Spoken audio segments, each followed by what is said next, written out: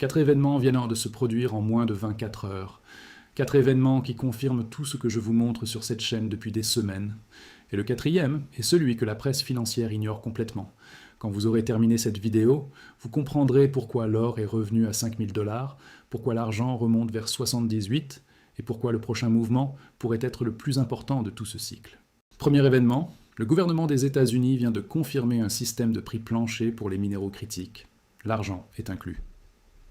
Deuxième, Hecla Mining, le plus grand producteur d'argent en Amérique du Nord, vient de publier ses résultats. Et caché dans ces chiffres se trouve un détail qui prouve que les acheteurs industriels contournent le COMEX et paient 30% de plus pour acheter l'argent directement aux mines. Troisième, le PDG d'Apmex vient d'annoncer que les délais de livraison sont enfin revenus à la normale, après un mois complet de chaos. Et quatrième, 35 000 options d'achat sur les contrats à terme de mars sont dans la monnaie en ce moment, et les banques ne peuvent rien y faire, même après avoir fait chuter l'argent de 46%. Laissez-moi vous montrer pourquoi ces 4 histoires ensemble constituent le signal le plus haussier que j'ai vu depuis le début de ce cycle. Commençons par la plus grande nouvelle, celle qui change tout. Bloomberg a rapporté hier que les États-Unis ont développé un système de prix plancher pour les minéraux critiques et le proposent à leurs alliés. Ce n'est pas une rumeur. Jacob Ehlberg, sous-secrétaire d'État aux affaires économiques, a confirmé que plusieurs agences américaines ont développé ce système et mènent des discussions actives avec les nations alliées. Mais cette annonce ne sort pas de nulle part. Laissez-moi vous donner la chronologie. Le 4 février, J.D. Vance s'est tenu devant les représentants de 55 pays au sommet ministériel sur les minéraux critiques au département d'État. Et il a déclaré que les États-Unis établiront des prix de référence à chaque étape de production. Pour les membres de la zone préférentielle, ces prix fonctionneront comme un plancher, maintenu par des tarifs ajustables pour préserver l'intégrité des prix. Le gouvernement américain dit au monde que les minéraux critiques, y compris l'argent, auront un prix minimum, un plancher en dessous duquel le prix ne pourra pas tomber au sein du bloc commercial, soutenu par des tarifs douaniers. L'Union européenne a accepté, le Japon a accepté, le Mexique a accepté. 11 pays ont signé des accords bilatéraux. Et le même jour, Trump a dévoilé le Project Vault, 12 milliards de dollars pour une réserve stratégique de minéraux critiques, 10 milliards de la Banque d'import-export, 2 milliards de fonds privés. Bienvenue sur Monnaie Ennuyeuse. Si vous êtes nouveau, abonnez-vous et laissez un pouce en l'air. Un clic aide des milliers de personnes. J'ai documenté tout cela dans la recherche financière.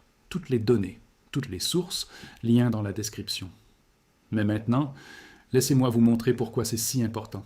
Un prix plancher signifie que le gouvernement américain dit ceci.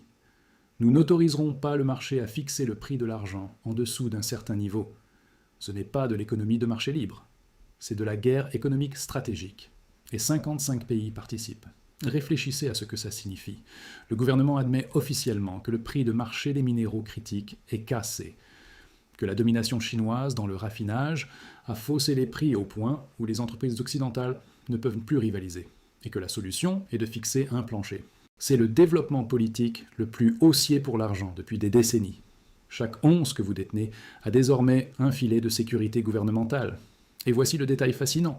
Cette annonce est sortie alors que l'argent se négociait à 74 $, en baisse depuis 121 après le plus grand crack en 46 ans. Le gouvernement américain a regardé l'argent à 74 et a dit que le prix est cassé, trop bas. Il faut un plancher. Et c'est là que tout se connecte. Je vous ai parlé des contrôles chinois. 44 entreprises autorisées. L'argent reclassifié comme matériau stratégique. Le même statut que les terres rares. Ce que Vance fait avec le prix plancher est la réponse occidentale. La Chine restreint l'offre. Les États-Unis garantissent le prix. Les deux actions pointent dans la même direction. L'argent monte. Maintenant, laissez-moi vous montrer ce que Hecla Mining vient de révéler. Hecla a publié ses résultats du 4e trimestre et de l'année 2025 hier. Un chiffre d'affaires de plus d'1,4 milliard de dollars, en hausse de 53%. Un bénéfice net de 321 millions, 9 fois plus qu'en 2024. Les meilleurs chiffres en 135 ans d'existence. Mais ce ne sont même pas les chiffres qui comptent le plus. Voici ce qui compte. Le prix moyen de l'argent au 4e trimestre était de 54,83 $ l'once. C'est la moyenne du marché. Le prix de référence du COMEX, le prix moyen réalisé par Hecla au 4e trimestre, 69,28 $. Le marché disait 54. Hecla a obtenu 69, une prime de 14,45 $, près de 30% au-dessus du marché. du plus grand producteur d'argent nord-américain, rapporté à la SEC. Chiffres audités. Comment réaliser 30% de plus que le marché? Les acheteurs industriels vont directement aux mines et paient une prime pour sécuriser le physique. Ils contournent le COMEX parce qu'ils ne peuvent plus compter sur la bourse pour livrer. Samsung a verrouillé toute la production d'une mine d'argent pour 2 ans via un prépaiement direct. Les taux de prêt à Londres ont atteint 35%. L'argent physique à Shanghai se négocie 20% au-dessus du papier. Et maintenant, le plus grand mineur rapporte 30% de primes. Ce n'est pas une coïncidence, c'est un schéma. Stop. Ce que je viens de vous montrer, ce n'est que la surface. J'ai tout documenté, tout ce que les médias financiers ne montrent pas. Premièrement, l'analyse complète du système de prix plancher américain, avec les 55 pays participants, les accords bilatéraux, et ce que cela signifie pour le prix de l'argent dans les 12 prochains mois. Deuxièmement, la documentation des primes physiques mondiales, de Shanghai aux données de ECLA, qui prouvent que le vrai prix de l'argent est 20 à 30% plus élevé que votre écran. Troisièmement, la chronologie des interventions du COMEX depuis janvier, les hausses de marge, et ce qui se passe le 27 février quand 35 000 options arrivent face à des coffres qui se vident. 9 documentations. Un accès, pour toujours. Pas de théorie vide, des données réelles, des sources vérifiables. La recherche financière, lien dans la description. Mais maintenant, laissez-moi vous montrer ce que le PDG d'Apemex vient d'écrire. Ken Lewis a publié une lettre au client le 17 février. Le message clé. Les délais d'expédition sont revenus aux standards rapides et fiables. Ça semble être une bonne nouvelle. Mais il a aussi qualifié cette période comme l'une des plus extraordinaires que le marché des métaux précieux ait jamais connue. Demande sans précédent. Prix record. Défi d'approvisionnement sur l'ensemble de l'industrie. Apemex est le plus grand courtier en ligne aux États-Unis. Et pendant un mois, il ne pouvait pas expédier dans les délais. 4 jours supplémentaires sur chaque commande. Sélection réduite à 31 produits. Seulement 21 en stock. Personnel augmenté de 25%. Volume de week-end 7 fois supérieur à la normale. Le plus grand courtier du pays submergé pendant un mois entier. Ma question. Si Apemex est revenu à la normale, est-ce parce que l'offre a rattrapé la demande? Ou parce que le krach a effrayé assez d'acheteurs pour faire chuter la demande temporairement? Je pense que c'est la deuxième explication.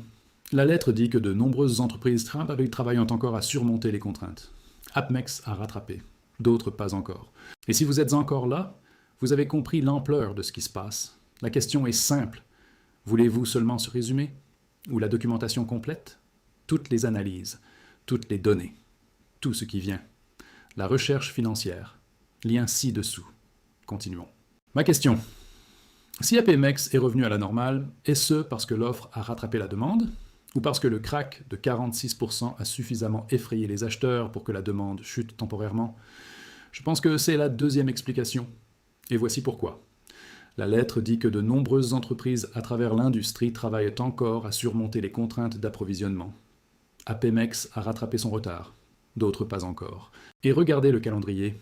Le krach a eu lieu le 30 janvier. Apemex annonce le retour à la normale le 17 février. 18 jours.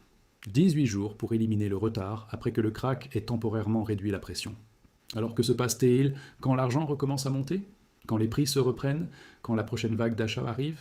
Si Apemex a eu besoin d'un mois complet pour se remettre après qu'un krach ait tué la demande, que se passe-t-il quand la demande revient?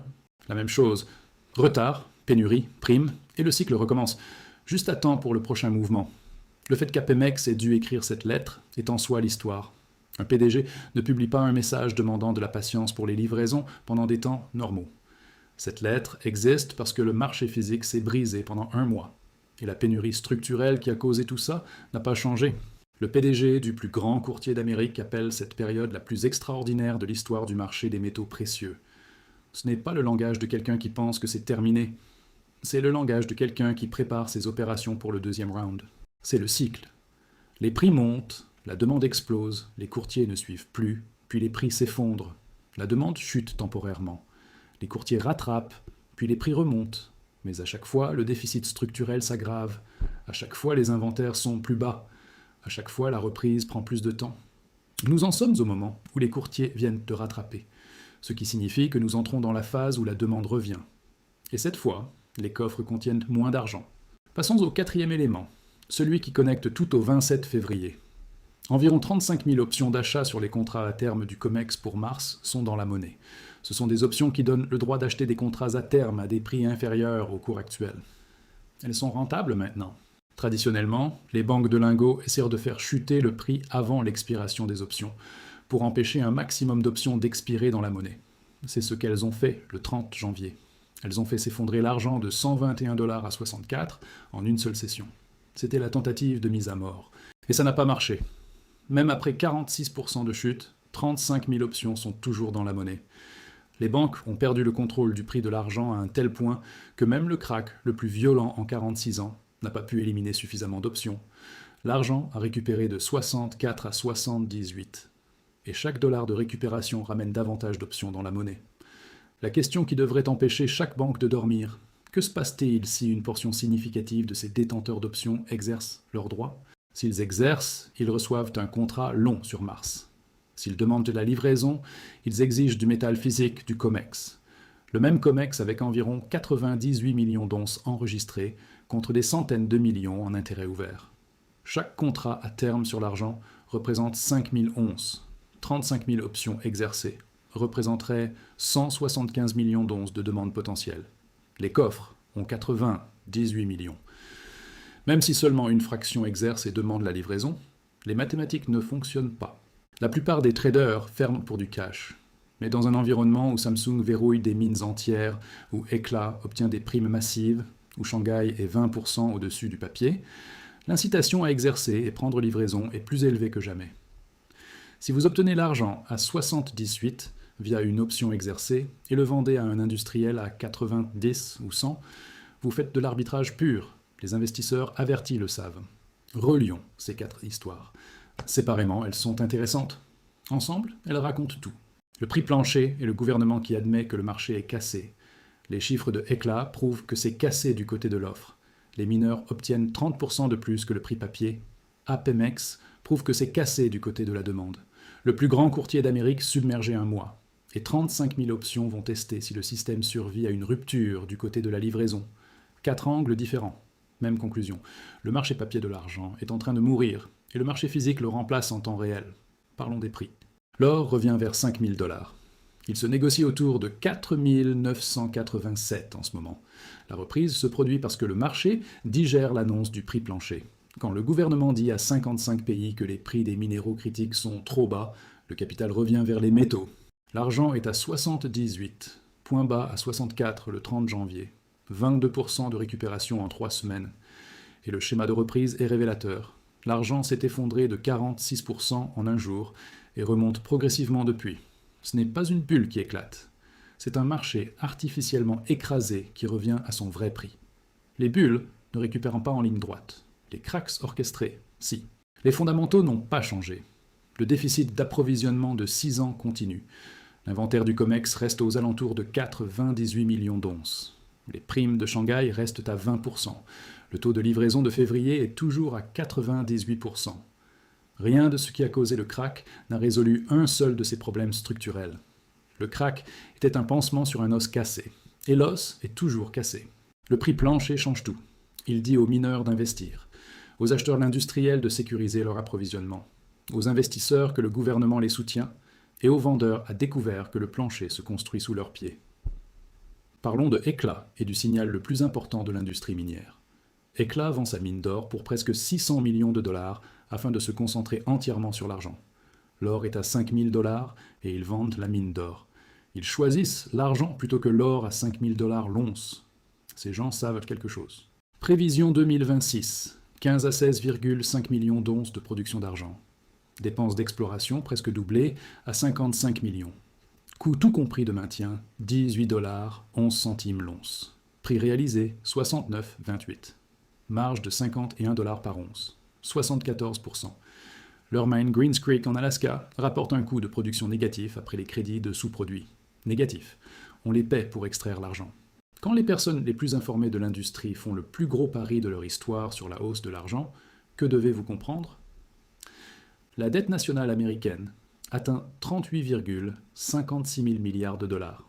Augmentation de 6,4 milliards par jour. Intérêt de plus de 1000 milliards par an. Ce contexte macro renforce chaque argument en faveur des métaux précieux. mon évaluation. Le prix plancher américain est le développement politique le plus haussier pour l'argent de toute une génération. La prime de 30% de éclat prouve que le marché physique s'est séparé du marché papier. La crise d'Apmex prouve que la demande a submergé l'infrastructure. Et 35 000 options dans la monnaie prouvent que le crack de janvier a échoué dans son objectif. L'or à 5 000, l'argent à 78. 9 jours avant le premier jour de notification de mars, un prix plancher gouvernemental en développement, des industriels qui paient des primes directement aux mines, et le plus grand producteur d'argent, qui vient d'avoir la meilleure année de ses 135 ans. C'est mon opinion, pas un conseil financier. Faites vos propres recherches. Prenez vos propres décisions. Mais chaque donnée, chaque action gouvernementale, chaque publication d'entreprise pointe dans la même direction. Le prix de l'argent au COMEX n'est pas le vrai prix. Le vrai prix est ce que Éclat obtient des industriels. Le vrai prix est ce que Shanghai facture pour le physique. Le vrai prix est ce que le gouvernement américain s'apprête à fixer comme plancher. Et tous ces prix sont bien plus élevés que votre écran. On peut imprimer des contrats, on peut faire chuter les prix, mais on ne peut pas imprimer de l'argent métal. On ne peut pas fabriquer 135 ans d'expertise minière du jour au lendemain, et on ne peut pas annuler un prix plancher annoncé à 55 pays. Le plancher est en construction, et l'argent se tient dessus. Laissez un commentaire avec votre estimation du prix fin 2026. Je mettrai les meilleures réponses en commentaire fixé. Partagez cette vidéo avec quelqu'un qui ne sait pas que le gouvernement américain vient de dire à 55 pays que les prix des minéraux critiques sont trop bas. Ce seul fait change tout. Si vous n'êtes pas abonné, appuyez maintenant. Cette chaîne existe parce que personne d'autre ne lit les lettres du PDG d'Apmex, ne fouille dans les prix réalisés de Éclat et ne connecte un discours de J.D. Vance à ce qui se passe le 27 février. Je fais ce travail chaque jour pour que vous n'ayez pas à le faire. Si cette vidéo vous a montré ce que les médias ne montrent pas, abonnez-vous. C'est monnaie ennuyeuse. On se retrouve demain.